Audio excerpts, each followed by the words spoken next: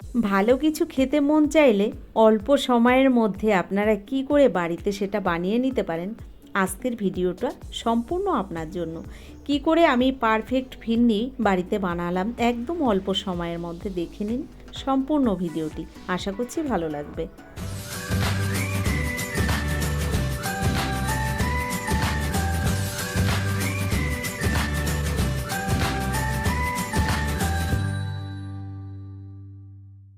আমার আজকের রেসিপি ফিরনি কী করে তৈরি করব, এখানে দেখুন সব কিছু আমি এক এক করে গুছিয়ে নিয়েছি 50 গ্রাম গোবিন্দভোগ চাল, 50 গ্রাম বাসমতি আতপ চাল, নিয়েছি স্বাদ মতো চিনি, 1.5 লিটার দুধ, কাজু, আলমন্ড, আর নিয়েছি এলাচ, আর রয়েছে কেশর। সব কিছু আমি এখানে গুছিয়ে নিয়েছি। প্রথম কড়াই বসিয়ে দিলাম গরম।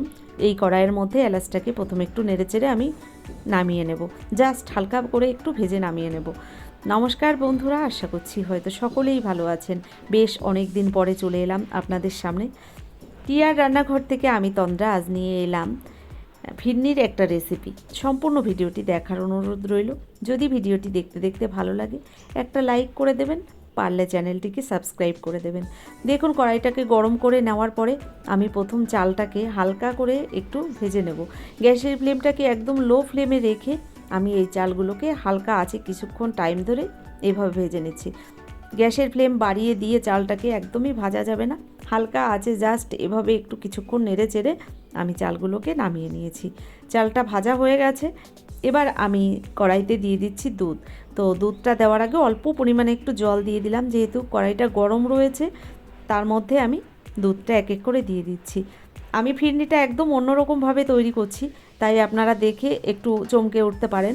চালটা আমি প্রথম ভেজে নিলাম, তারপরে 2 রকমের চাল নিয়েছি। আপনারা এখানে তৈরি করলে শুধুমাত্র বাসমতি চাল দিয়েই এই ফিরনিটা তৈরি করতে পারেন, কিন্তু আমি গোবিন্দভোগ চাল আর বাসমতি চাল দুটোই ব্যবহার করেছি। তারপর আমি চালটাকে ভেজে নিলাম। আপনারা কিন্তু এখানে চাল না ভেজে ভালো করে ধুয়ে রোদ্রে কিছুক্ষণ শুকিয়ে জলটাকে ঝরিয়ে নিতে পারেন। তো আমি একদম অল্প সময়ের মধ্যে কি করে তৈরি করব সেটাই আপনাদের দেখাচ্ছি। হাতে সময় কম থাকলে এভাবেই আপনারা বানিয়ে নিতে পারেন। দুধটাকে এভাবেই আমি ফোটাতে বসিয়ে দিয়েছি। দুধটাকে বেশ ভালো করে জাল করে আমি ঘন বানিয়ে নেব। ততক্ষণ বাকি উপকরণটা আমি রেডি করে নিচ্ছি। এদিকে দেখুন চালটা তো নামিয়ে নিয়েছিলাম একটু হালকা ভেজে, চালটা ঠান্ডা হয়ে গেছে। এবার আমি চালটাকে ধুয়ে নিচ্ছি ভালো করে। তো পরিষ্কার জলে আমি 3 থেকে 4 বার ভালো করে চালগুলোকে ধুয়ে তারপর চালগুলোকে ভালো করে পিষে নেব। তো দেখুন এখানে চালটাকে আমি ধুয়ে নিয়েছি। একটা মিক্সির জারের মধ্যে চালগুলো এবার দিয়ে দিচ্ছি, আর এবার একটা পেস্ট বানিয়ে নেব। তবে একদম পেস্টটাকে কিন্তু মিহি করে করা যাবে না, হালকা একটু কুচি কুচি থাকবে। এভাবেই আমি পেস্টটাকে বানিয়ে নিয়েছি। চালের পেস্ট এখানে রেডি হয়ে গেছে, আমি নামিয়ে নিয়েছি। দেখুন আপনাদের দেখাচ্ছি, একটু হালকা দানা দানা রয়েছে এর মধ্যে। তো এবার আমি একটা বোলের মধ্যে এই পেস্ট করা চালটাকে নিয়ে নিলাম, আর আগে থেকে আমি কিছুটা দুধ জাল করে ঠান্ডা করে নিয়েছি। প্রায় এখানে 250 গ্রাম পরিমাণে দুধ রয়েছে। দুধটাকে ঠান্ডা করে নিয়েছি। এই দুধের মধ্যেই আমি বেটে রাখা চালটা দিয়ে দিলাম। এবার ভালো করে আমি দুধের সঙ্গে গুলে নিচ্ছি এই চালের পেস্টটা। তো এভাবে ভালো করে মিশিয়ে নিতে হবে দুধের সঙ্গে। তো এভাবে আমি মিশিয়ে কিছুক্ষণ রেখে দেব। আর এদিকে কিন্তু গ্যাসের উপর আমার দুধটা বসানো রয়েছে। দুধটা কিন্তু এভাবে আমি জাল করে ঘন বানিয়ে নিচ্ছি।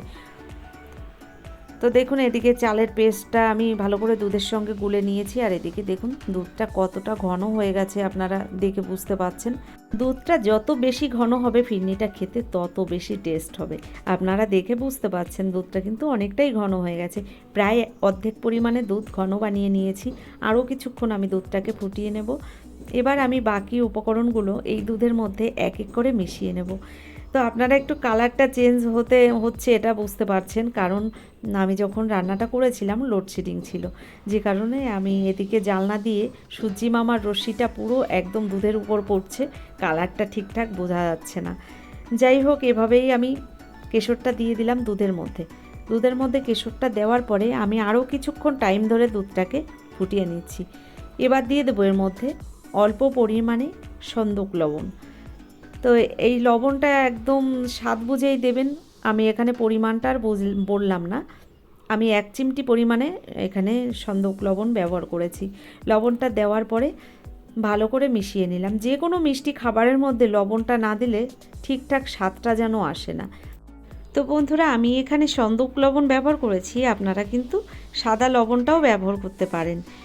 লবণটাকে দেওয়ার পরে ভালো করে মিশিয়ে নিয়েছি।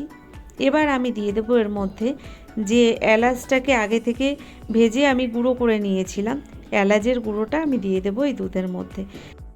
তো দুধটাকে বেশ কিছুক্ষণ ধরে এভাবে জাল করে নেওয়ার পরে আপনারা তো দেখে বুঝতেই পারছেন কতটা ঘন হয়ে গেছে। এবার এলাচ গুঁড়োটা দিয়ে দিলাম। আর আপনাদের কি বলবো, এলাচ গুঁড়োটা দেওয়ার সঙ্গে সঙ্গে এত সুন্দর একটা মিষ্টি সেন্ট বেরোচ্ছে এই দুধের থেকে, মানে পুরো বাড়িটাই যেন সেন্টময় হয়ে গেছে, খুব ভালো লাগছে। আরও কিছুক্ষণ এভাবে ফুটিয়ে নিলাম। এবার এর মধ্যে আমি দিয়ে দিচ্ছি যে চালের পেস্টটাকে দুধের সঙ্গে আমি গুলে রেখেছিলাম, সেটাই দিয়ে দিলাম জাল করা দুধের মধ্যে।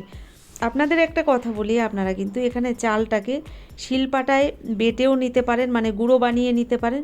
সেক্ষেত্রেও আপনারা মানে চেষ্টা করবেন দুধের মধ্যে ভিজিয়ে সেটাই এই যে জাল করা দুধ নিয়েছি এর মধ্যে ব্যবহার করবেন।